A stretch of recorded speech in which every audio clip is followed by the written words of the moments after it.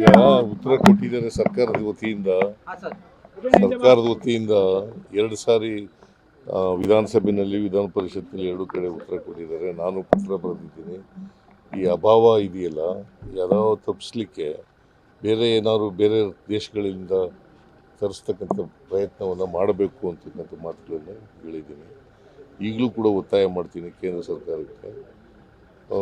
ಹೋಟೆಲ್ಗಳ ಮೇಲೆ ಅವಲಂಬಿತರಾಗಿರ್ತಕ್ಕಂಥವ್ರು ಭಾಳ ಜನ ಇದ್ದಾರೆ.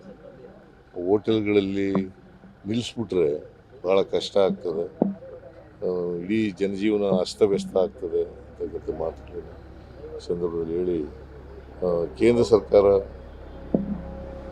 ಯಾಕಂದರೆ ಇವರು ಕನ್ಸರ್ನ್ ಮಿನಿಸ್ಟ್ರು ಸಿಂಗ್ ಅವರು ಪೂರಿ ಅವರು ತೊಂದರೆ ಆಗದಿದೆ ನೋಡ್ಕೋತೀವಿ ಅಂತ ಹೇಳಿದ್ದಾರೆ. ಅದು ಕೂಡಲೇ ಮಾಡಲಿ ಅಂತೇಳಿ ಒತ್ತಾಯ ಮಾಡ್ತೀವಿ.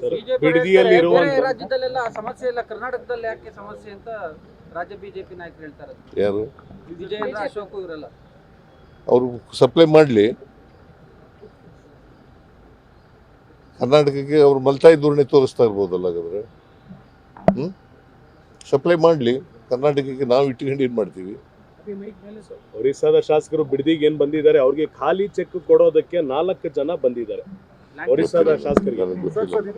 ಇನ್ನಷ್ಟು ಹೆಚ್ಚಿನ ಮಾಹಿತಿಗಾಗಿ ಫಾಲೋ ಮಾಡಿ ಬ್ರಿಗೇಡ್ ನ್ಯೂಸ್ ಕನ್ನಡ.